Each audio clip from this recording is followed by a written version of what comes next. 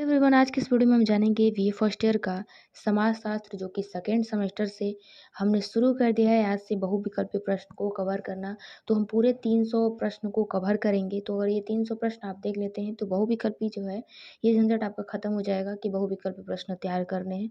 आपका पूरा 100% तैयार हो जाएगा। और मैं पूरे गारंटी के साथ कहती हूँ कि आपको बस 3 वीडियो जो होंगे 100 प्रश्न के वीडियो हम बनाएंगे। तो बस वो तीनों वीडियो आप देख लीजिएगा। उसके बाद आपको पूरे गारंटी के साथ ये कह रही हूँ कि आपको फिर बहुविकल्पी मतलब फिर तैयार करने की कोई ज़रूरत नहीं पड़ेगी। आपका पूरा का पूरा एग्ज़ाम में क्वेश्चन इसी में से आएगा। तो चलिए हम बिना देर के वीडियो को स्टार्ट करते हैं। और अभी तक मेरे चैनल से जुड़े नहीं हैं तो जुड़ जाइए, क्योंकि इस तरह की वीडियो आगे तक आपको मिलती रहेगी। तो पहला प्रश्न है कि भारतीय देहातों की मुख्य विशेषता नहीं है, तो वो है जनसंख्या की विषम रूपता। सारे प्रश्नों को ध्यान से आप बस देखते जाइएगा। आपको कुछ भी नहीं करना है, बस देखते रहना है और सुनते रहना है, क्योंकि सुना हुआ काफ़ी याद रहता है। उसके बाद दूसरा ये प्रश्न कह रहा है कि गांव और नगर दोनों ही समान है, इसमें ना कोई दूसरे से अधिक प्राकृतिक है और ना ही कृत्रिम है। किसका कथन है? मतलब जो गांव है और नगर का मतलब कि शहर, ये दोनों ही समान है। इसमें ना तो कोई दूसरे से अधिक प्राकृतिक है और ना ही कृत्रिम। तो किसका कथन है? तो ये है मैकाइवर एवं पेज का। उसके बाद हम आते हैं तीसरे पे कि हर भारतीय गांव का एक इतिहास होता है, मूल्यों एवं विचारों की एक व्यवस्था होती है। यह कथन किसका है? तो यह कथन है डॉक्टर मुखर्जी का। उसके बाद हम प्रश्न 4 पे आते हैं कि ग्रामीण नगर शब्द का सर्वप्रथम प्रयोग किया था। मतलब जो ग्राम नगर शब्द का मतलब कि ये गांव है, ग्राम है, और नगर मतलब शहर है। इस शब्द का सबसे पहले प्रयोग किसने किया? तो ये सारे जितने भी प्रश्न हैं बहुत इंपॉर्टेंट क्वेश्चन है, सबको ध्यान से देखते चलिएगा।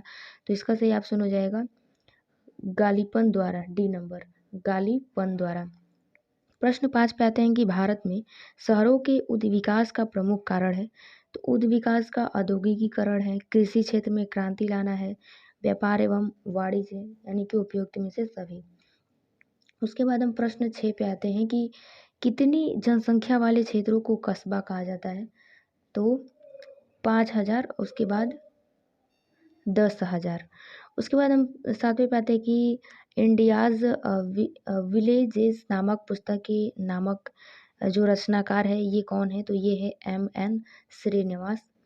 उसके बाद 8 है कि रूरल सोशियोलॉजी नामक पुस्तक के लेखक हैं, वो है बर्ट्रैंड बर्ट्रेड है। उसके बाद 9 है कि द रूरल कम्युनिटी कम्युनिटी नामक पुस्तक के लेखक हैं, तो वो है सैडरसन।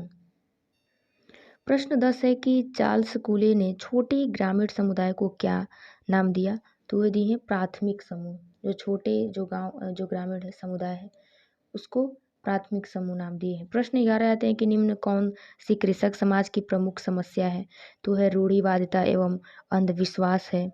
उसके बाद ऋणग्रस्तता है, सजातीय की भावना है। ये सभी जो है ये कृषि समाज की प्रमुख समस्या है।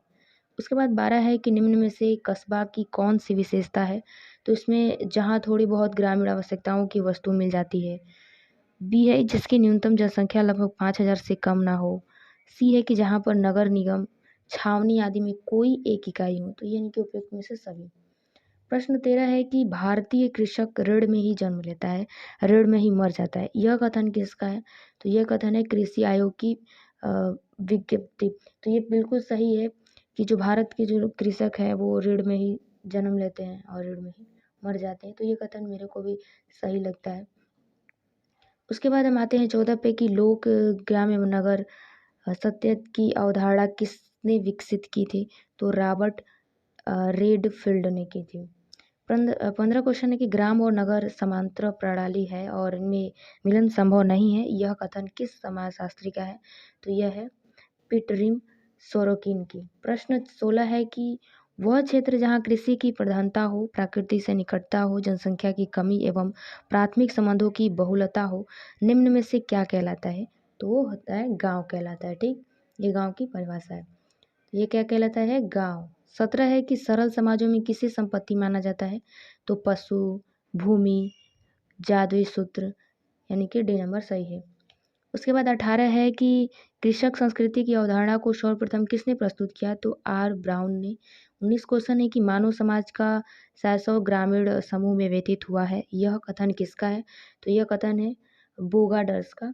उसके बाद 20 है कि गाँव के लोग स्पष्ट बोलने वाले, निष्कपट और सत्यनिष्ठ होते हैं और वो नागरिक जीवन के बहुत से पक्षों की कृत्रिमता से घृणा करते हैं। यह परिभाषा निम्न में से किसकी है? तो बोगाडर्स का है। प्रश्न 21 है कि मेगालोपोलिस की धारणा किसने दी? तो ये दी है बर्गेल ने। प्रश्न 22 है कि निम्न परिभाषा किसकी है? कि नगरों का विकास वहाँ होता है जहाँ समाज या उसके अंतर्गत कोई समूह मात्र जीवन निर्वाह हेतु आवश्यक साधनों की अपेक्षा अतिरिक्त साधनों पर नियंत्रण प्राप्त कर लेता है। तो ये क्या है?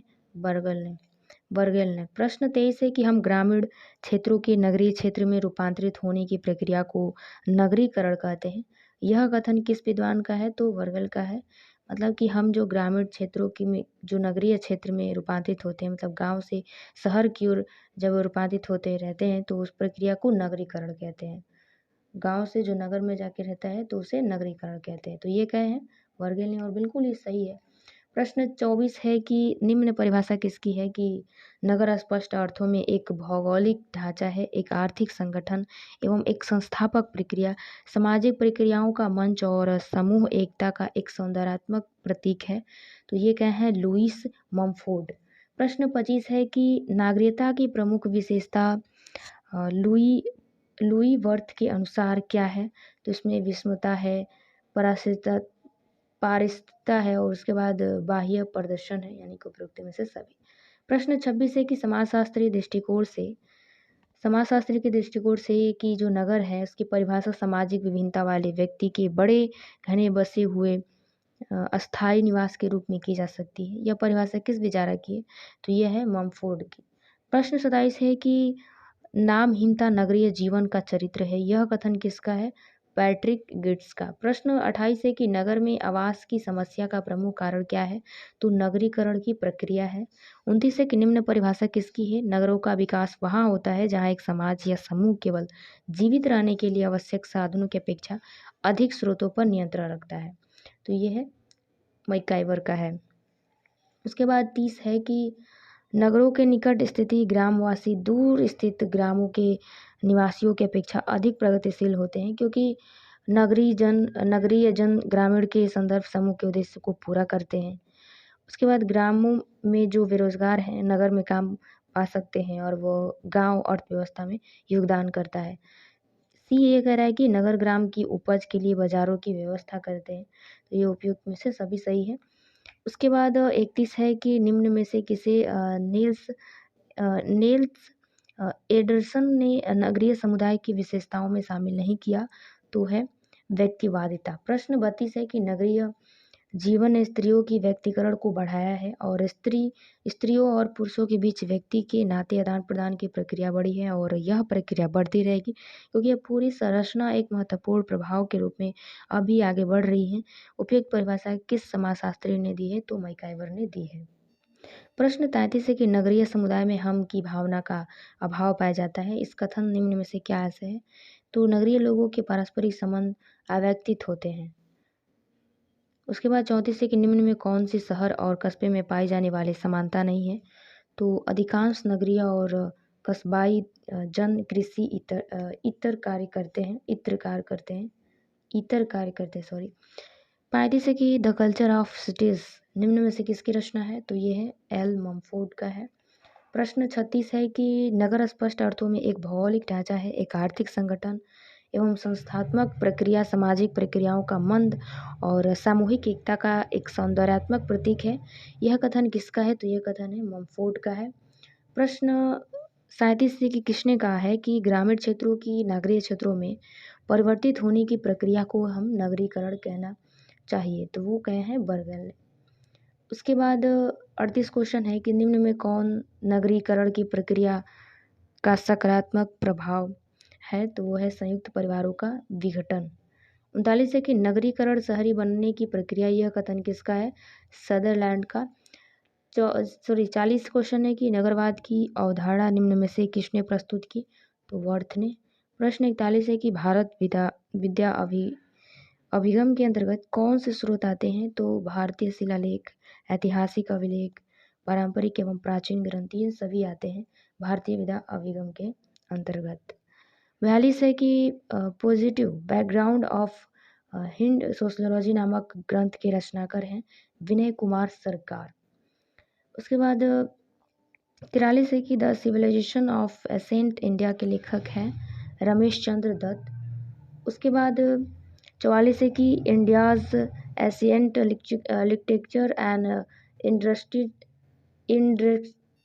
इंट्रोडक्टरी सर्वे के लेखक है केवल मोटवानी। क्वेश्चन 45 है कि हेमोहाइरिकिस पुस्तक के रचनाकार हैं, वो है ड्यूमा। हेमोहाइरिकिस पुस्तक का प्रकाशन कब हुआ? तो 1970 में हुआ और इसके रचनाकार कौन है? ड्यूमा है। ठीक, इसको ध्यान में रखिएगा। 47 है कि तुलनात्मक ऐतिहासिक उपागम के प्रबल सार्थक है डॉक्टर G.S. घुरिये। प्रश्न 48 है कि डॉक्टर K.M. कपाड़िया ने किस क्षेत्र में उल्लेखनीय कार्य किया? तो परिवार में किया, विवाह में किया, नातेदारी में किया। प्रश्न 49 है कि किस प्रतापी राजा के नाम पर हमारे देश का नाम भारतवर्ष पड़ा? तो ये सबको पता होना चाहिए, भारत के नाम पे हमारा भारत देश पड़ा। प्रश्न 50 है कि किसके नाम पर हमारे देश का नाम हिंदुस्तान पड़ा? तो सिंधु पर। प्रश्न 51 है कि निम्न में कौन सा भारतीय समाज के सामाजिक ऐतिहासिक आधार है? तो धर्म की महत्ता, पुरुषार्थ, कर्म एवं पुनर्जन्म, ये इनमें से सभी। प्रश्न 52 है कि भारतीय सामाजिक संगठन में ऋणों की संख्या है 5 है। प्रश्न 53 है कि भारतीय समाज व्यवस्था में यज्ञों की संख्या कितनी बताई गई है? तो बताई गई है 5। प्रश्न 54 है कि प्राचीन भारतीय ग्रंथों में आश्रमों की संख्या कौन है? तो है 4 है। उसके बाद 55 है कि प्रत्येक आश्रम का समय निर्धारित किया गया है 25 वर्ष। 56 है कि समाज की आधारशिला किस आश्रम को कहा गया है? तो गृहस्थ को कहा गया है। 57 क्वेश्चन है कि संस्कारों की संख्या मानी जाती है 16। प्रश्न 58 है कि हिंदुओं में संस्कार की शुरुआत किस संस्कार से होती है? तो गर्भाधान से होती है। प्रश्न 59 है कि प्राचीन भारतीय सामाजिक व्यवस्था में कितने वर्णों का उल्लेख मिलता है? तो 4। प्रश्न 60 है कि भारतीय सामाजिक संगठन महासमुद्र के समान है जिसमें कि अनेक नदियां आकर मिलती हैं। प्रस्तुत कथन किसका है? तो डायवेल का है। प्रश्न 61 है कि समाजशास्त्र में मात्र एक ही उपयुक्त व सही अभिगम है और वह है संरचनात्मक प्रक्रियात्मक अभिगम। यह परिभाषा किस समाजशास्त्री की है? तो डेविस का है। प्रश्न 62 है कि पार्सन्स ने कितनी प्रक्रियात्मक पूर्व आवश्यकताएं बताई हैं? तो 4 बताई है।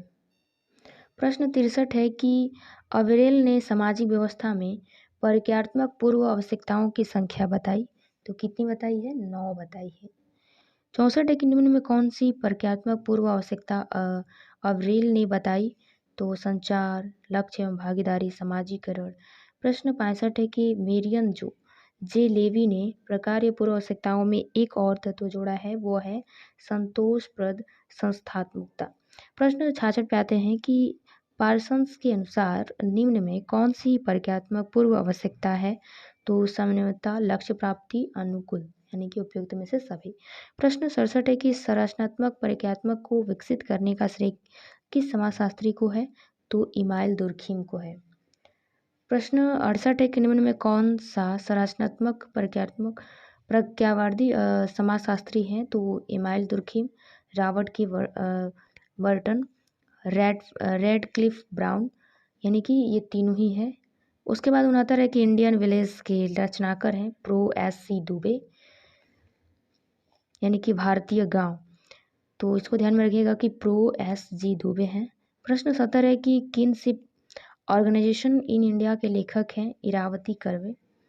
उसके बाद 71 है कि caste and kinship in central India के रचनाकार हैं S.C. मेयर। प्रश्न 72 है कि फैमिली एन अर्बन सेटिंग के लेखक हैं S.C. रास। प्रश्न 73 है कि religion and society among the Coorgs of South India के लेखक हैं प्रो निवास। प्रश्न 74 है कि निम्न में कौन सी विशेषता संरचनात्मक प्रक्रियात्मक की है? तो इसमें हो जाएगा सामाजिक घटनाओं का गहन विश्लेषण। प्रसारवादी आधार पर परिवर्तन का विश्लेषण, सामाजिक संरचना के विश्लेषण में व्यवस्थित प्रयास, यानी कि उपयुक्त में से सभी। प्रश्न 75 है कि पॉलिटिक्स एंड सोशल चेंज के रचनाकार हैं, वेली है।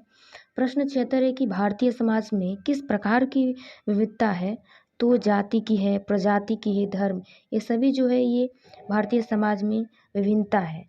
उसके बाद 77 है कि जनसंख्या की दृष्टि से विश्व में भारत का कौन सा स्थान है, तो द्वितीय स्थान है जनसंख्या की दृष्टि से, क्योंकि पहला पे चीन है और दूसरा पे हमारा आता है भारत। प्रश्न 78 है कि अनेक संस्कृतियों का संगम स्थल एवं द्रवण पात्र किस देश को कहा गया है, तो भारत को कहा गया है। ठीक है, इसको ध्यान में रखिएगा कि अनेक संस्कृति। प्रश्न 79 है कि एक निरी जाति के लोगों में कौन सी भावना पाई जाती है, तो इसमें लोगों में परस्पर प्रेम पाई जाती है और सहयोग, संगठन, यानी कि उपरोक्त में से सभी। प्रश्न 80 है कि किस भाषा को देववाणी के नाम से जाना जाता है, तो संस्कृत को जाना जाता है। प्रश्न 81 है कि भारतीय संस्कृत में सांस्कृतिक प्रतिमान संबंधी कौन सी विविधता है, तो वेशभूषा है, खान पान है, रहन सहन है, ये सब की जो भारतीय संस्कृति में ये सभी जो है वो अलग अलग विभिन्नता मतलब पाई जाती है। कहीं की वेशभूषा अलग होती है, खान पान अलग होता है, रहन सहन अलग होती है। प्रश्न 82 है कि भारत की राष्ट्रीय भाषा कौन सी है, तो हिंदी है। प्रश्न 83 है कि निम्न में कौन सी भाषा दक्षिण भारत की है, तो ये तेलुगु है, तमिल, मलयालम, ये सभी जो है दक्षिणी भारत की भाषा है। प्रश्न 84 है कि संविधान के 8वें अनुच्छेद में कितनी भाषाओं को मान्यता दी गई है, तो 18 भाषा को। प्रश्न 85 है किस अनुच्छेद के तहत हिंदी को राज्य भाषा का दर्जा दिया गया है, तो अनुच्छेद 243 एक में। प्रश्न 46 है कि निम्न में कौन इंडो आर्य परिवार की भाषा है, तो इसमें हो जाएगा हिंदू, उर्दू और बांग्ला। उसके बाद प्रश्न 87 है कि निम्न में कौन द्रविड़ भाषा परिवार की भाषा है, तो तेलुगु, कन्नड़, तमिल, ये जो तीनों है ये द्रविड़ भाषा के परिवार की भाषा है। प्रश्न 88 है कि भारत में वैदिक समाज सभ्यता का निर्माण करने वाली प्रजाति निम्न में से कौन सी है, तो ये है इंडो आर्य प्रजाति, आर्य प्रजाति। प्रश्न 89 है कि संस्कृत प्रणाली का मानव निर्मित भाग है, किसका कथन है, तो हर्ष कोविटस का है, कोविटस का। प्रश्न 90 है कि अष्टगिम मार्ग की किस धर्म से संबंधित है, तो बौद्ध धर्म से। 91 है कि जैन धर्म के संस्थापक को कहा जाता है, तीर्थकर कहा जाता है। प्रश्न 92 है कि पंच महाव्रत और पंच अरुव्रत निम्न में से किससे संबंधित है, तो जैन धर्म से संबंधित है। प्रश्न 93 है कि कास्ट इन मॉडर्न इंडिया पुस्तक लिखी है, कौन लिखी है, तो M.N. श्रीनिवास ने लिखी है। प्रश्न 94 है कि कास्ट, क्लास एंड ऑक्यूपेशन पुस्तक के लेखक हैं, तो ये लिखे हैं G.S. धुर्वे ने। प्रश्न 95 है कि भारत का हिंदुस्तान नामकरण किसने किया, तो फारसियों ने किया। प्रश्न 96 है कि सामाजिक, सांस्कृतिक, राजनीतिक, शैक्षणिक और ऐतिहासिक दृष्टि से अत्यंत महत्वपूर्ण क्षेत्र रहा है गंगा सिंधु का मैदान। प्रश्न 97 है कि निम्न में से कौन भारत का प्राचीनतम भाग है, तो दक्षिण का पठार। प्रश्न 98 है कि भारत में कितनी भाषाएं प्रचलित है, तो 179 भाषाएं हैं। प्रश्न 99 है कि संपूर्ण भारतीय समाज निम्न में से किसमें विभाजित है, तो विभिन्न जातीय खंडों में विभाजित है। प्रश्न 100 है और इस वीडियो का लास्ट क्वेश्चन है कि जनसंख्या की दृष्टि से सबसे अधिक जनजाति लोग पाए जाते हैं छत्तीसगढ़ में। तो आज के वीडियो में बस इतना ही, और जो अगली वाली वीडियो होगी उसमें हम 100 प्रश्नों को, यानी कि 101 से हम 200 प्रश्न को कवर कराएंगे, और उसके वाली जो नेक्स्ट वीडियो होगी थर्ड वाली, तो वो होगी 200 से 300। तो 300 पूरे आपको क्वेश्चन को पढ़ना है अगर सेकेंड सेमेस्टर का आपको एग्ज़ाम देना और अच्छे नंबरों से पास होना है। और आपको बिल्कुल भी दिक्कत नहीं होगा, अब ये 300 जो प्रश्न है आप उसको तैयार कर लीजिए, आपका बहुत आसानी से आपका बहुविकल्पी जो है वो आपका पेपर में जो कुछ भी क्वेश्चन आएगा इसी में से आएगा। तो मिलते हैं वो नेक्स्ट वीडियो वाली के साथ, तब तक के लिए जय हिंद।